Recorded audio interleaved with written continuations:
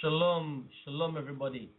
You are tuned in to the Search Engine International on Blog Talk Radio.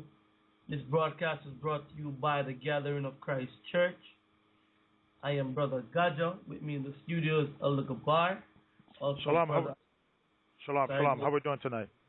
Good, Elder. How are you? Pretty good. Maintaining. Nice, man. Nice. Also with us, Brother Azariah in the studios. And I think we just lost our guest, really. And what's the brother called again? That's in the queue. I think we just lost him right there.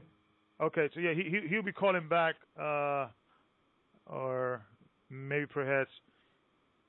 Okay, I guess we could take a quick break, and then or just wait for a few seconds, and then he should be calling back. He probably lost contact. Well, all right. Well, to bring the listeners up to speed right now, I'm sure many of you have heard of the passing of Brother TAWAB RAWCHAA. We're gonna talk a little bit about that tonight. We're gonna get find out exactly what went down. So brothers who were there on the scene when it happened will actually be telling us what went down. So stay tuned. Here he is now. He's back now. Okay. Yeah. So let's go straight to him.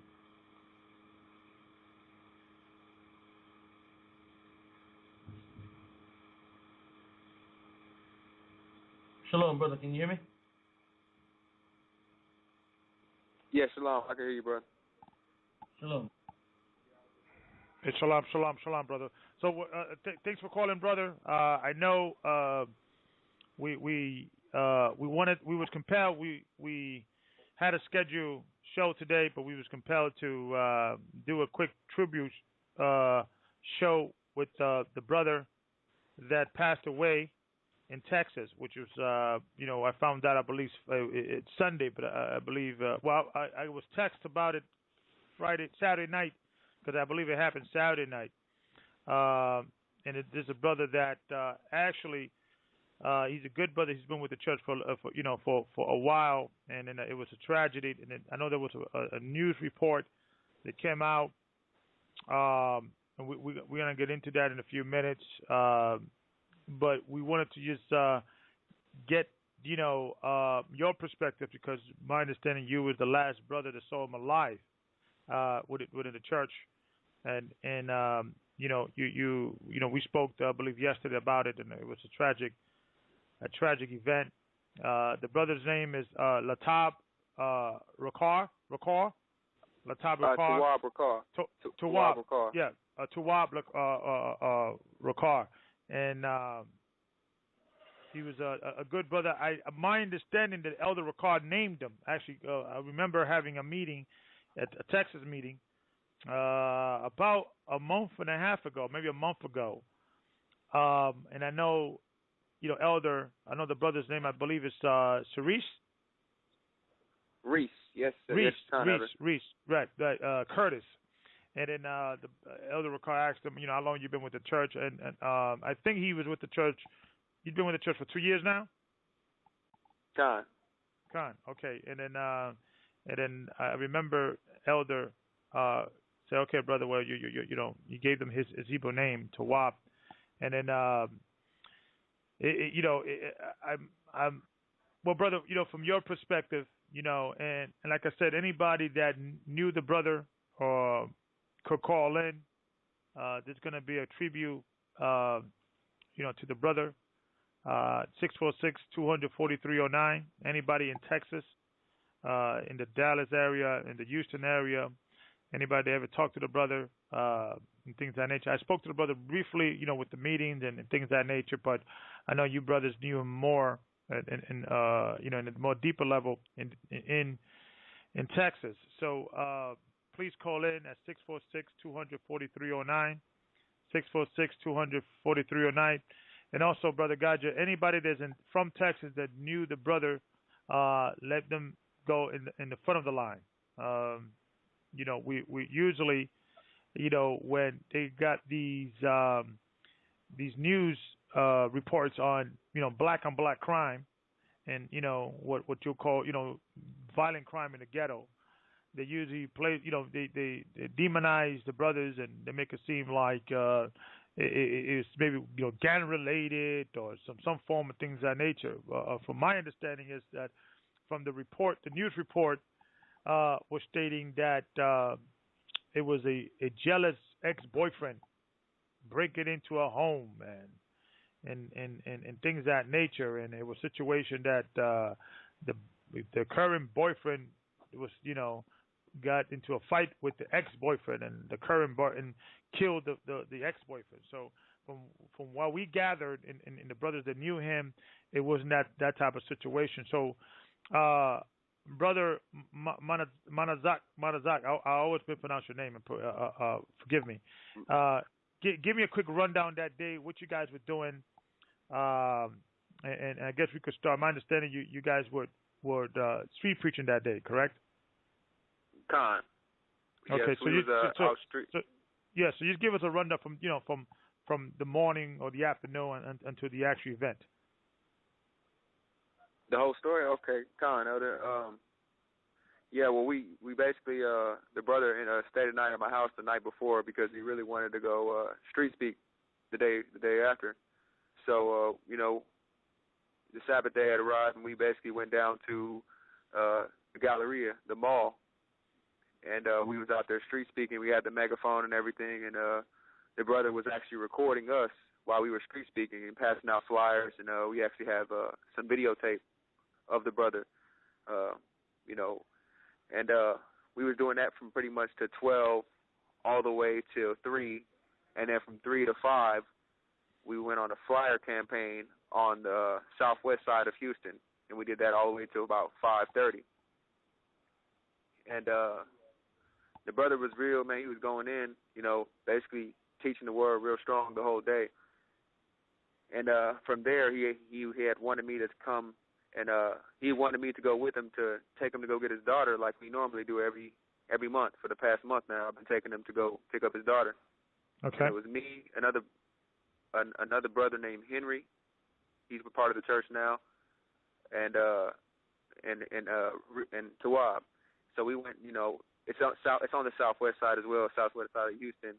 And I went over. We went over there, and the brother, got out the car like he normally does, and went to his baby mother's house. And me and Henry was just sitting in the car, realizing that it was taking too long. So I get out the car and walk towards the direction he was walking towards. And mind you, I don't know where his baby mother lives at because I never been there physically myself at her house. I just come there and park and and just let him get his daughter. So I'm going that direction, and I hear them, fighting and whatnot. And I start moving towards the direction of where I'm hearing the noise coming from. And then as I'm getting closer, I hear him yelling and calling out, for some help. Mm-hmm. And I'm running towards him and running towards the noise, and I hear a taser go off, and I hear her, screaming at him, pushing him out the house and shut the door. And I see him crawling out from the corner and asking me to come help him. Okay. So I run to him, and I pick him up and put him over my shoulder, and I take his shirt off so I can access his wounds and basically see what type of wounds he had. And I put the shirt on his biggest wound, and I'm walking him to the car and asking him what happened, and he was telling me that, Jackie's boyfriend was stabbing him. So as I'm walking him to the car, I sat him in the car, and I asked the brother Henry that was with us, who was waiting in the car, where's the nearest hospital?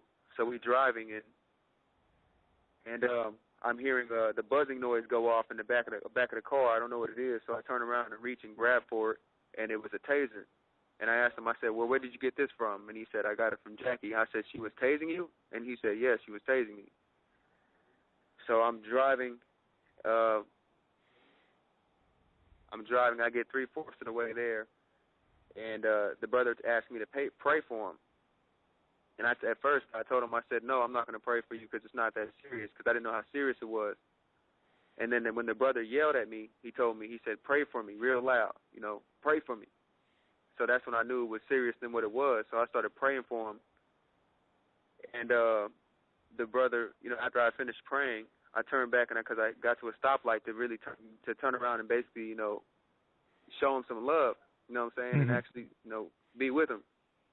And he looked at me and he didn't say anything, but he looked at me like, appreciation, like thank you. And he had no fear in his eyes whatsoever. But he looked up and he said, I'm passing and I'm gonna go now. And I'm passing. And just lifted his head back and looked at the ceiling and just took his last few breaths and died.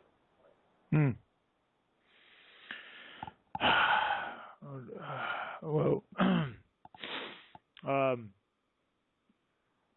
also, when I got to the hospital, the doctor had told me that he was diagnosed with over 10 stab wounds all throughout his body. And his heart gave out on him because of the taser that she was shocking him with. He probably would have made it if she wasn't tasing him because his heart wasn't acting right because of the electric voltage that was going through his body. I'm extremely shocked of the event. From your understanding, how long you know the brother? I know the brother for almost 6 years. 6 years, okay. And what kind of brother was he? My understanding, he had a daughter, Joy. My understanding, she is 6 or 7 years old. She's actually 5 years old. She's going on 6. Okay, she's going on 6. And my understanding is that this is a routine that you guys do every Saturday after the street preaching or service. You actually, because this brother before you came into the truth. My understanding, you guys were friends and you guys were but you grew up in the same neighborhood. You came into the truth together, so you knew this brother personally. And from your perspective, what kind of brother was he, and things of that nature?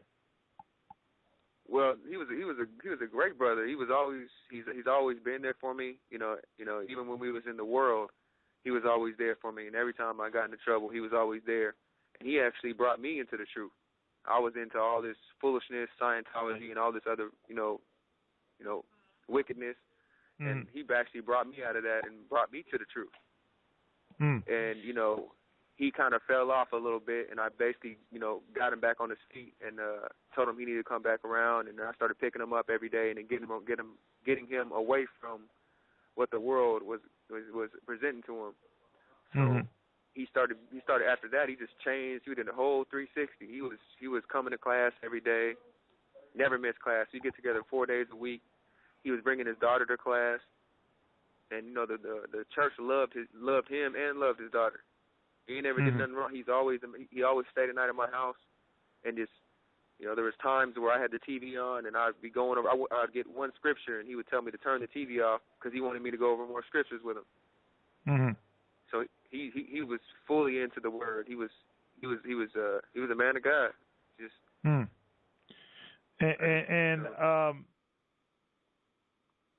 from your perspective, because the stories just seem bizarre. It just seemed bizarre. My understanding that the mother of his daughter, they've been separated for was it a year, a few months? Well, how long they've been separated? They've been separated for, I would say, almost 2 years. Almost since he came into the truth. Maybe like a little bit, maybe like a year and about 9-10 months, because she actually came into the truth with him.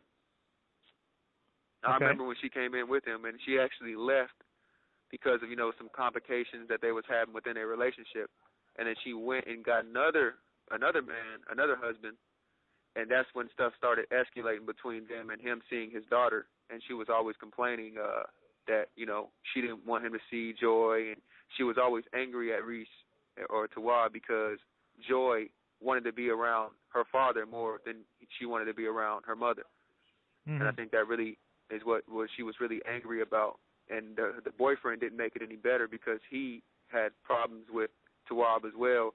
He was actually trying to hit him with a car a day or a couple of months back,